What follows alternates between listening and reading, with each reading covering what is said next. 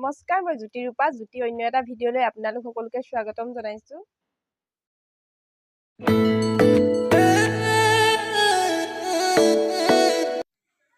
এয়া মই বাৰীলৈ আহিছোঁ বিলাহী নিবলৈ। ভাবিলোঁ আজি কচুৰ পিটিকা খাম বুলি।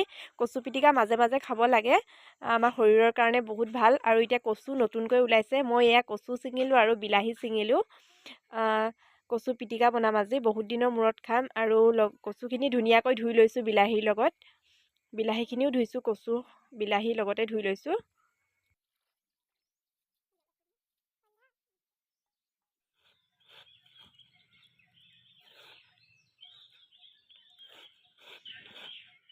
এইখন কলপাতখন মই তলত ধুনীয়াকৈ থৈ লৈছোঁ আৰু কচুখিনি তাতে দি দিছোঁ।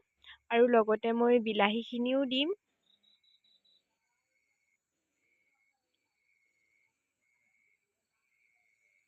আৰু লগতে কুটি লোৱা মই ৰচুন লৈছোঁ। ৰচুন এটা লৈছোঁ ডাঙৰ চাইজৰ, আৰু ৰচুনটো মই কুটি লৈছোঁ।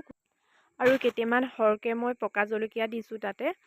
আৰু দি ধুনীয়াকৈ দুখিলামান মই মচন্দৰী পাতো দিছিলোঁ, এমুঠিমান। আৰু গোটেইখিনি বস্তু মই ধুনীয়াকৈ মেৰিয়াবলৈ মাক দিছোঁ। মই মেৰিয়াবলৈ নাজানো, গতিকে মাক মেৰিয়াবলৈ দিছোঁ। চেষ্টা কৰিছিলোঁ, কিন্তু মই ইমান ভালকৈ নোৱাৰিলোঁ। মাক মাতিলোঁ, মায়ে ধুনীয়াকৈ নুৰিয়াই দিছে কলপাত খিলাৰ সৈতে।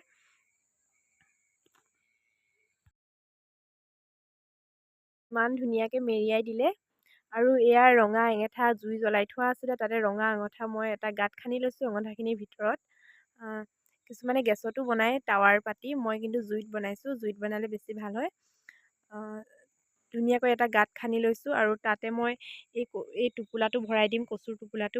কচুৰ টোপোলাটো ধুনীয়াকৈ এঙেঠাৰে পুতি দিব, আৰু মাজে মাজে কিন্তু চেক কৰি থাকিব, লৰাই থাকিব মাজে মাজে। আৰু 40 মিনিটৰ পাছত এয়া কচু ধুনীয়াকৈ সিজি গ'ল, বিলাহীখিনিও সিজি গ'ল। মই ঘৰৰে সৰু সৰু পিঁয়াজ আছিলে, পিঁয়াজ কাটি পেলাই ওপৰত দি দিছোঁ। আৰু লগতে মই দিম মিঠাতেল।